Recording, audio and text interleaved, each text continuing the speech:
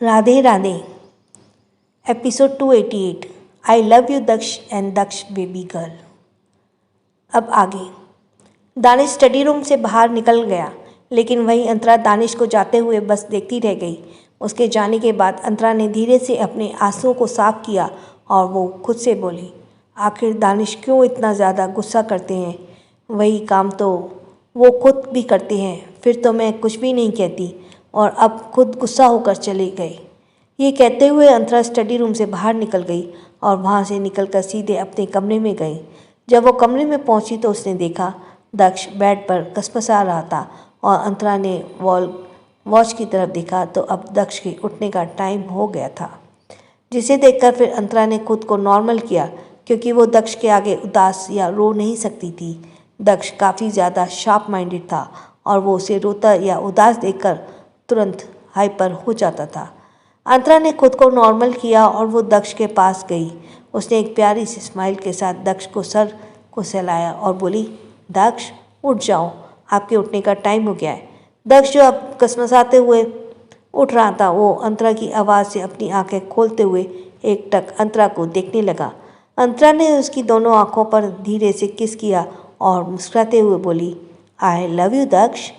वहीं दक्ष अपने चूहों जैसे दांतों को दिखाते हुए हंसने लगा और वो उठकर बैठ गया।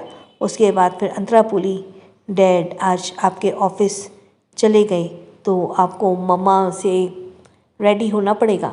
ये सुनकर दक्ष ने जो दांत दिखा रहे थे वो तुरंत बंद हो गए और वो एक नज़र गेट की तरफ घूरने लगा, जिसे देखकर अंतरा अपना सर हिलाते हुए बोली, मैं सच कह रही हूँ दक्ष, डैड चले गए हैं, उनकी कोई मीटिंग थी इसलिए आप मुझसे रेडी हो जाओ। ये सुनकर दक्ष ने अपना छोटा सा सर नीचे कर लिया और 2 बार हाँ में हिलाया, जिसे देखकर अंतरा फिर मुस्कुराई और दक्ष को अपनी गोद में उठाकर सीधे वॉशरूम में लेकर चली गई। कुछ देर बाद अंतरा दक्ष को एक मिनी बाथरूम में शॉवर दिलाकर बाहर लेकर आई। दक्ष काफ़ी गोल मोलू सा था और शॉवर लेने के उसका चेहरा कुछ लाल हो गया था। उसकी स्किन काफ़ी ज़्यादा फेयर थी और इस वक्त वो काफ़ी क्यूट लग रहा था, जिसे देखकर अंतरा उसके गालों पर प्यार से किस करते हुए बोली, क्यूटनेस में तो मेरा दक्ष मुझ पर ही गया है। ये कहते हुए वो मुस्कुराने लगी। वहीं दक्ष ने भी अपनी सर तुरंत हाँ में हिलाया, जिसे देखकर अंतरा की हंसी आने लगी और अंतरा फिर दक्ष के बेड पर बैठे उसके लिए क्लोजेट से कपड़े लाने चली गई। वहीं दक्ष बेड पर बैठा इधर से उधर देखने लगा। तभी अंतरा क्लोजेट से दक्ष के लिए कपड़े लेकर आई और उसमें एक ब्लैंकेट शर्ट और एक वाइट कलर की नी लेंथ एक शर्ट थी, जिसे अंतरा दक्ष को पहनाने लगी। अंतरा ने दक्ष को उसे पहनाया और उसे रेडी कर दिया। रेडी करने के बाद अंतरा ने दक्ष के कान के पीछे टीका लगाया और प्यार से उसके माथे को चूम कर बोली, मेरा दक्ष हर एक गेटअप में क्यूट एंड हैंडसम दिखता है, इसलिए उसकी मम्मा नज़र से बचने के लिए काला टीका लगाएगी। वहीं दक्ष ये सुनकर छोटा सा मुंह बनाते हुए अंतरा को देखने लगा। उसे ये सब पसंद नहीं था, लेकिन अंतरा उसे किसी अपनी बेबी गर्ल के जैसे ट्रीट करती थी। लेकिन फिर दक्ष ने कुछ नहीं कहा और अपना सिर नीचे झुका लिया। उसके बाद अंतरा फिर दक्ष को अपनी गोदी में उठाकर वहाँ से सीधे नीचे हॉल में चली गई। नीचे जब वो हॉल में पहुंची तो सोफे पर देविका जी और बिपाशा जी दोनों एक साथ बैठी हुई थी और कुछ बातें कर रही थी। वहीं एक और आदमी बैठा हुआ था और टेबल पर इस वक्त कोई सारे ज्वेलरी बॉक्स पड़े थे। शायद वो आदमी सुनार था जिसे देविका जी ने गहनों के लिए बुलाया था। देविका की अधिकतर गहनों के मामलों में अपने खानदानी सुनार से ही बनवाती थी। सुनार इस वक्त देविका को और बिपाशा जी को कई तरह के गहने दिखा रहा था, जिसमें हर तरह के गहने शामिल थे। अंतरा उन्हें देखकर दक्ष को लेकर उनके पास आई। वहीं जब दक्ष को देविका जी ने देखा तो वह उसे प्यार से अपने गोद में बिठा लिया। दक्ष भी उनके गोद में एडजस्ट होकर बैठ गया और वो वहाँ बैठे उस आदमी को घूरने लगा। वहीं बिपाशा जी फिर अंतरा से बोली, अंतरा बेटा आओ, तुम बैठो और ये ज्वेलरी देखो जिसे हम पाखी के देने के लिए ले रहे हैं, और अगर तुम्हें भी इसमें से कोई गहने पसंद आए तो तुम अपने लिए ले लो, तब तक मैं दक्ष के लिए कुछ खाने के लिए लेकर आती हूँ। ये कहकर बिपाशा जी अपनी जगह से उठने लगी तो अंतरा उन्हें रोकते हुए बोली, नहीं माँ, आप बैठिए, ज्वेलरी देखिए, मैं दक्ष को कुछ खिला देती हूँ, क्योंकि आप जानती हो कि मुझे गहने पहनने और का शौक़ नहीं है, और पाखी को जो ज्वेलरी देनी है वो अब आप डिसाइड कर लें। ये कहकर अंतरा अपना सर हिलाए, जिसे देखकर फिर बिपाशा जी बोली, अरे बेटा, तुम शादी में जा रही हो और हम तुम्हें शादी में इस तरह नहीं भेज सकते हैं, वहाँ हमारी भी बदनामी होगी। तभी देविका जी बोली, हाँ, लोग क्या सोचेंगे कि ओबरॉय ख़ानदान की बहू के पास कुछ भी नहीं पहनने के लिए। ये सुनकर अंतरा दोनों को देखने लगी और फिर उसने अपना सर नीचे करके कहा, ठीक है माँ, दादी माँ, जैसे आप लोग चाहें। जिसके बाद फिर देविका जी ने उसे सुनार से बोली, हमारी बहू के लिए भी कीमती गहने दिखाओ। ये सुनकर अंतरा बस उन्हें देखने लगी और वो मना करना चाहती थी, लेकिन बिपाशा जी ने उसे अपनी आंखें दिखा दी, जिस वजह से अंतरा ने फिर अपना सर झुका लिया और वहाँ से चली गई। वहाँ कुछ देर बाद अंतरा दक्ष के लिए दूध बॉटल और कुछ ड्राई फ्रूट्स लेकर आई।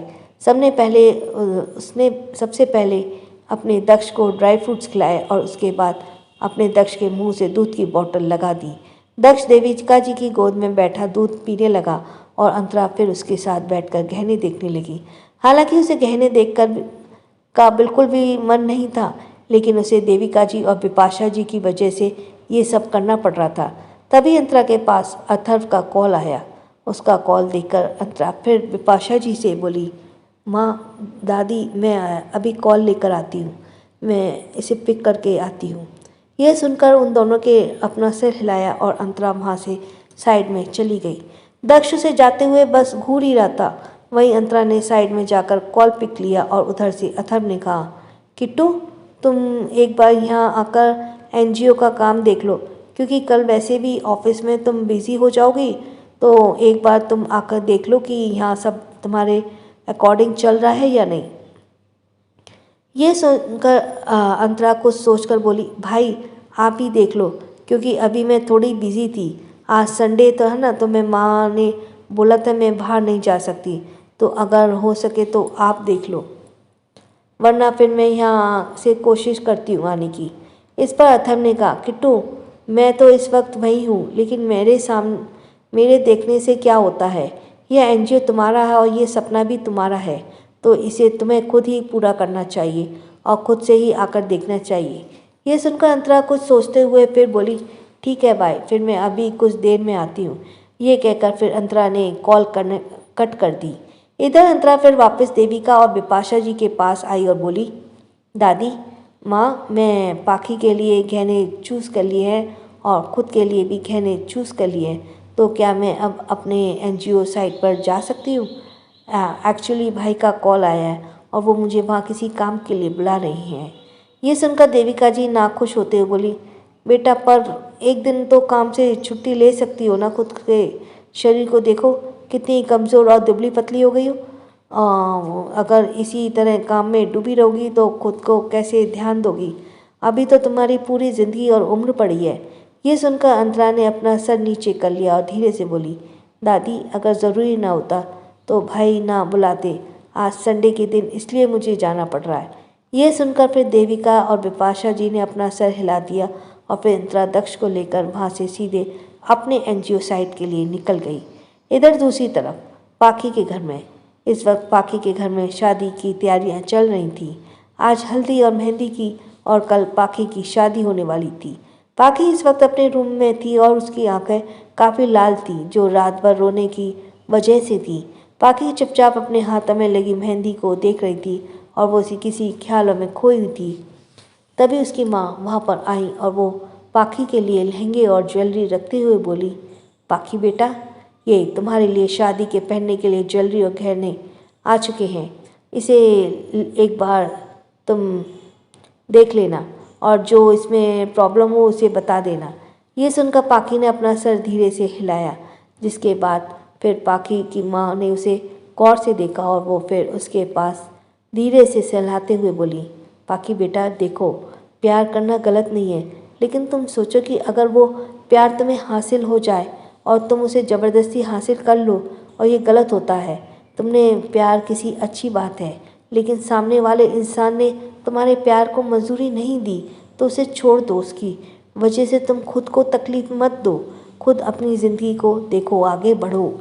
ये सुनकर पाखी की आंखों से आंसू गिरने लगे और वो अपना सिर हिलाते हुए बोली, माँ मैं आगे कैसे बढ़ रही हूँ और मैं आगे बढ़ रही हूँ और मैं अब अपनी पिछली ज़िंदगी के बारे में नहीं सोचती। यह सुनकर पाखिन की माँ मुस्कुराई और वो सर हिलाते हुए वहाँ से फिर से चली गई। दूसरी तरफ कुछ ही देर में अंतरा का कार साइट एरिया के पास रुकी और वो दक्ष के हाथ को पकड़कर कार से बाहर निकली।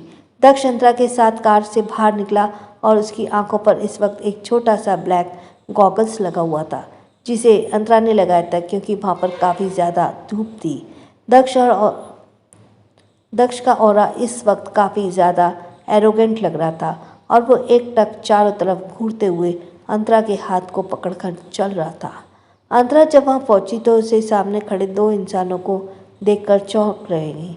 पहला इंसान अथर्व था, लेकिन वहीं खड़े दूसरे इंसान को देखकर अंतरा कुछ समझ नहीं पाई और वो अपनी जगह पर बस एकटक खड़ी रह गई। वो उस इंसान को देखते रह गई। वहीं दक्ष की नज़रें भी जब उस इंसान पर पड़ी तो उसके चेहरे पर एक एक्साइटमेंट और खुशी आ गई और वो अंतरा के हाथ को छुड़ाकर धीरे धीरे जल्दी उस तरफ बढ़ने लगा। वहीं अंतरा ने जब दक्ष को ऐसा जाते देखा तो उसका मुंह बन गया और वो मन ही मन बोली, ये दक्ष भी ना, उन्हें देखते ही इसके अंदर अरमान जागने लगते हैं। ये कहते हुए अंतरा फिर मुंह बनाते हुए उस तरफ गई और वहाँ पर खड़े अथर के साथ दानिश को देखकर ना समझी में बोली, दानिश आप यहाँ क्या कर रहे हैं? वह दानिश जिसने भी अपनी आंखें पर ब्लैक गॉगल्स लगाए हुए थे और वो एनजीओ के कंस्ट्रक्शन में काम को गौर से देख रहा था, वो अंतरा की बात पर उसको बिना देखे इमोशनल आवाज़ में बोला, क्या तुम मुझे खुश नहीं हुई यहाँ देखकर? यह सुनकर अंतरा अथर को देखने लगी जहाँ वो भी चुपचाप खड़ा हुआ था। ये देखकर अंतरा फिर बोली, नहीं ऐसी बात नहीं है, मैं तो पूछ रही थी आप यहाँ अचानक कैसे? आपकी तो मीटिंग थी ना? जिस पर दानिश अब उसकी तरफ मुड़ा और अपने ब्लैक शेड्स उतारते हुए अंतरा की आंखों में घूरते हुए बोला, मेरी मीटिंग ओवर हो चुकी थी तो मैंने सोचा कि मैं अपनी बीवी के काम में थोड़ा हेल्प कर दूँ। अकेले तुम काम करते हुए थक जाया करती हो, इस वजह से तुम बातें बताना भी भूल जाती हो। सो आई थॉट मैं आज तुम्हारे यहाँ पर आकर हेल्प कर देता हूँ। ये सुनकर अंतरा को कुछ समझ नहीं आया, लेकिन उसे इतना समझ आ रहा था कि दानिश उसे सुबह की बात पर टॉन्ट कर रहा था। अंतरा का मुंह बन गया और अपना सर नीचे करते हुए बोली, दानिश आप कब से टॉन्ट करने लगे? इस पर दानिश उसे बिना इमोशन करते हुए बोला, जिस ज़मीन पर तुम ये एनजीओ बिल्डअप करवा रही हो इसे मैंने दुगने पैसे देकर खरीद लिया है, इसलिए अब यहाँ कोई एनजीओ नहीं बन सकता। ये कहते हुए दानिश ने अपनी आंखों पर वापस से ब्लैक शेड्स लगाए और तभी दक्ष उसके पैरों में आकर लिपट गया। वहीं अंतरा के पैरों तले जमीन खिसक गई और वो शेड्स शॉक्ड होकर दानिश को एकटक देखने लगी। वहीं दानिश के चेहरे पे कोई भी भाव नहीं था और वो भी बस एकटक उसे ही घूरे जा रहा था।